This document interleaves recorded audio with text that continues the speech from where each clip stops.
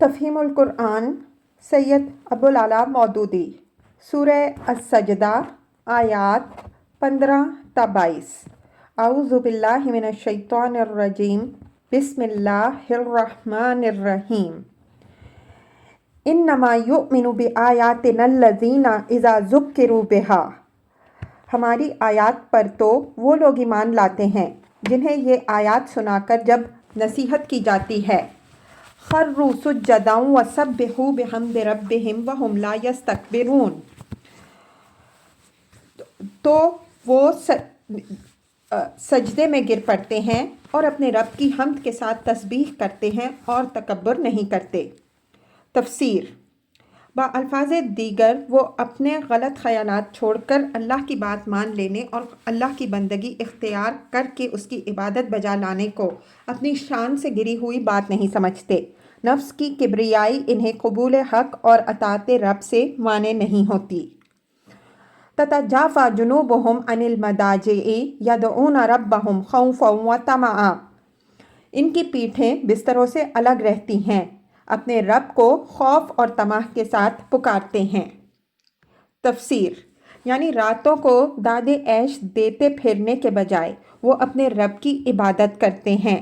ان کا حال ان دنیا پرستوں کا سا نہیں ہے جنہیں دن کی محنتوں کی کلفت دور کرنے کے لیے راتوں کو ناچ گانے اور شراب نوشی اور کھیل تماشوں کی تفریحات درکار ہوتی ہیں۔ اس کے بجائے ان کا حال یہ ہوتا ہے کہ دن بھر اپنے فرائض انجام دے کر وہ فارغ ہوتے ہیں تو اپنے رب کے حضور کھڑے ہو جاتے ہیں، اس کی یاد میں راتیں گزارتے ہیں، اس کے خوف سے کانپتے ہیں اور اسی سے اپنی ساری امیدیں وابستہ کرتے ہیں۔ بستروں سے پیٹھیں الگ رہنے کا مطلب یہ نہیں ہے کہ وہ راتوں کو سوتے ہی نہیں، بلکہ اس سے یہ مراد ہے کہ وہ راتوں کا ایک حصہ خدا کی عبادت میں صرف کرتے ہیں۔ وَمِمَّا رَزَقْنَاهُمْ يُنْفِقُونَ اور جو کچھ رزق ہم نے انہیں دیا ہے اس میں سے وہ خرچ کرتے ہیں۔ تفسیر رزق سے مراد رزق حلال ہے۔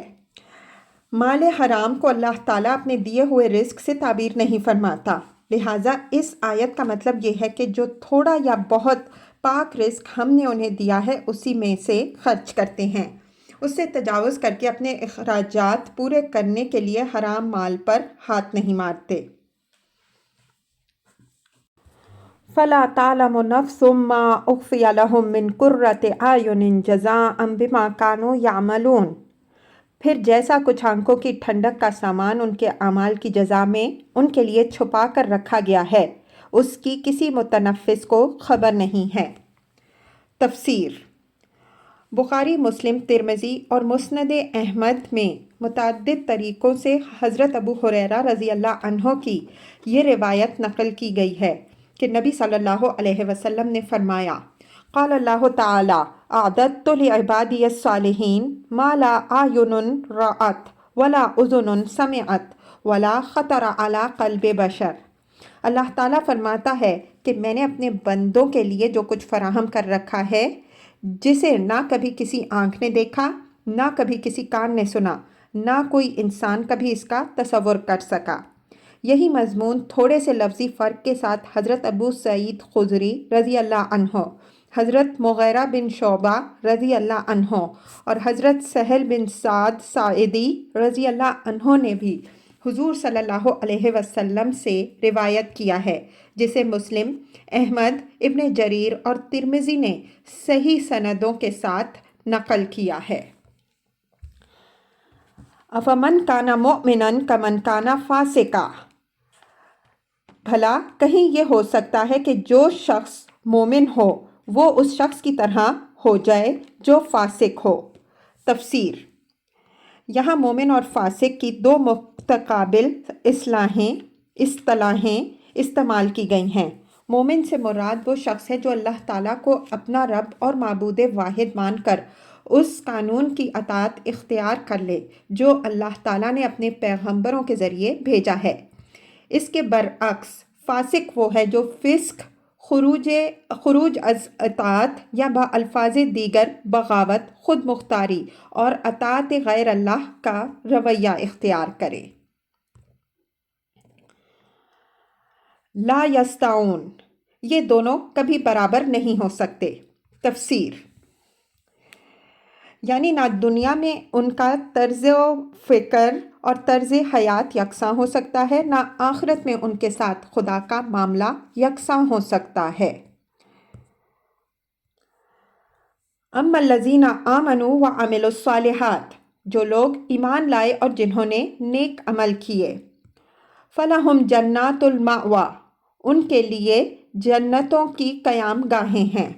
تفسیر، یعنی وہ جنتیں محض ان کی سیر گاہیں نہیں ہوں گی بلکہ وہی ان کی قیام گاہیں بھی ہوں گی جن میں وہ ہمیشہ رہیں گے۔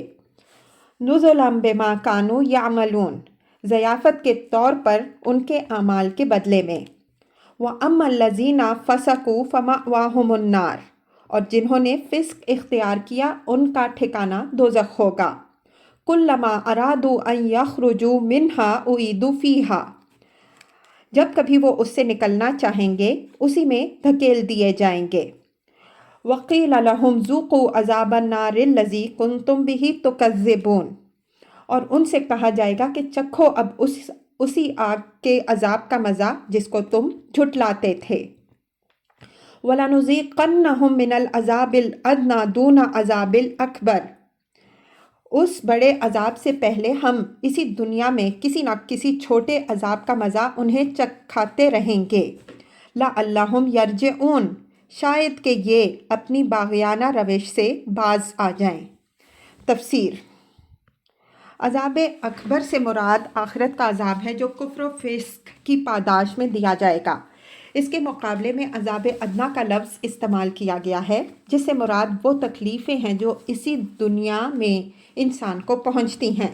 مثلاً افراد کی زندگی میں سخت بیماریاں، اپنے عزیز ترین لوگوں کی موت، المناک حادثے، نقصانات، ناکامیاں وغیرہ، اور اجتماعی زندگی میں طوفان، زلزلے، سیلاب، وبائیں، قحط، فسادات، لڑائیاں اور دوسری بہت سی بلائیں جو ہزاروں لاکھوں کروڑوں انسانوں کو اپنی لپیٹ میں لے لیتی ہیں۔ ان آفات کے نازل کرنے کی مصلحت یہ بیان کی گئی ہے کہ عذاب اکبر میں مبتلا ہونے سے پہلے لوگ ہوش میں آ جائیں اور اس طرز فکر و عمل کو چھوڑ دیں جس کی پاداش میں آخر کار انہیں وہ بڑا عذاب بھگتنا پڑے گا۔ دوسرے الفاظ میں اس کا مطلب یہ ہے کہ دنیا میں اللہ تعالیٰ نے انسان کو بالکل بخیریت ہی نہیں رکھا کہ پورے آرام و سکون سے زندگی کی گاڑی چلتی رہے اور آدمی اس غلط فہمی میں مبتلا ہو جائے کہ اس سے بالا تر کوئی طاقت نہیں ہے جو اس کا کچھ بگاڑ سکتی ہو، بلکہ اللہ تعالیٰ نے ایسا انتظام کر رکھا ہے کہ وقتاً فوقتاً افراد پر بھی اور قوموں اور ملکوں پر بھی ایسی آفات بھیجتا رہتا ہے جو اس سے اپنی بے بسی کا اور اپنے سے بالا تر ایک ہماگیر سلطنت کی فرمانروائی کا احساس دلاتی ہیں۔ یہ آفات ایک شخص کو، ایک گروہ کو اور ایک قوم کو یہ یاد دلاتی ہیں کہ اوپر تمہاری قسمتوں کو کوئی اور کنٹرول کر رہا ہے۔ سب کچھ تمہارے ہاتھ میں نہیں دے دیا گیا ہے۔ اصل طاقت اسی کار فرما اقتدار کے ہاتھ میں ہے۔ اس کی طرف سے جب کوئی آفت تمہارے اوپر آئے تو نہ تمہاری تدبیر اسے دفع کر سکتی ہے اور نہ کسی جن یا روح یا دیوی یا دیوتا یا نبی یا ولی سے مدد مانگ کر تم اس کو روک سکتے ہو۔ اس لحاظ سے یہ آفات محض آفات نہیں بلکہ خدا کی تنبیہات ہیں جو انسان کو حقیقت سے آگاہ کرنے اور اس کی غلط فہمیاں رفع کرنے کے لیے بھیجی جاتی ہیں۔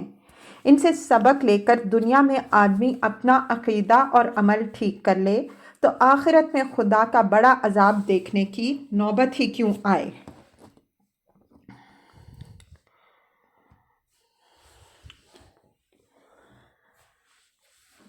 وَمَنْ أَظْلَمُ مِمَّنْ ذُكِّرَ بِآيَاتِ رَبِّهِ، اور اس سے بڑھ کر ظالم کون ہوگا جسے اس کے رب کی آیات کے ذریعے سے نصیحت کی جائے۔ ثُمَّ أَعْرَضَ عَنْهَا، پھر وہ ان سے منہ پھیر لے۔ تفسیر، رب کی آیات یعنی اس کی نشانیوں کے الفاظ بہت جامع ہیں جن کے اندر تمام اقسام کی نشانیاں آ جاتی ہیں۔ قرآن مجید کے جملہ بیانات کو نگاہ میں رکھا جائے تو معلوم ہوتا ہے کہ یہ نشانیاں حسب ذیل 6 قسموں پر مشتمل ہیں۔ نمبر 1، وہ نشانیاں جو زمین سے لے کر آسمان تک ہر چیز میں اور کائنات کے مجموعی نظام میں پائی جاتی ہیں۔ نمبر 2، وہ نشانیاں جو انسان کی اپنی پیدائش اور اس کی ساخت اور اس کے وجود میں پائی جاتی ہیں۔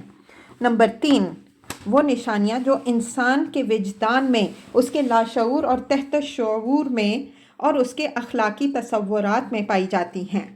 نمبر 4، وہ نشانیاں جو انسانی تاریخ کے مسلسل تجربات میں پائی جاتی ہیں۔ نمبر 5، وہ نشانیاں جو انسان پر آفات ارضی و سماوی کے نزول میں پائی جاتی ہیں۔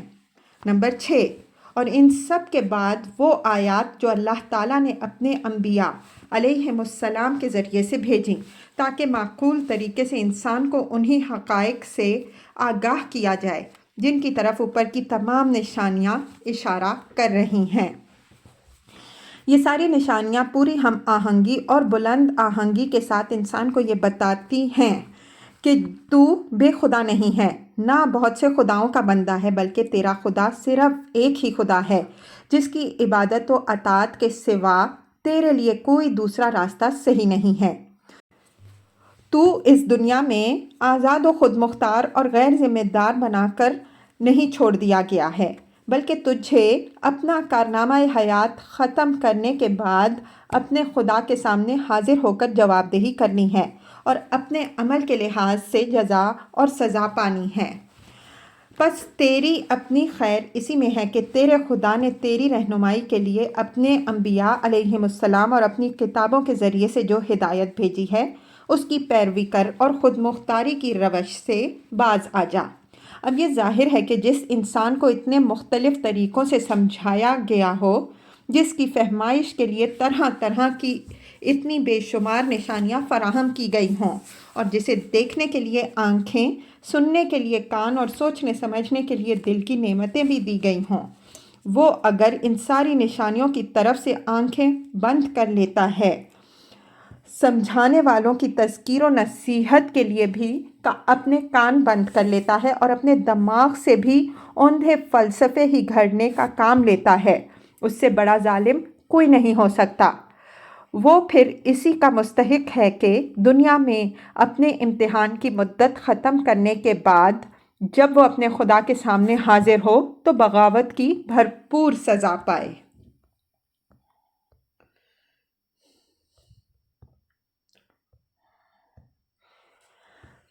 اِنَّا مِنَ الْمُجْرِمِينَ مُنْتَقِمُونَ، ایسے مجرموں سے تو ہم انتقام لے کر رہیں گے۔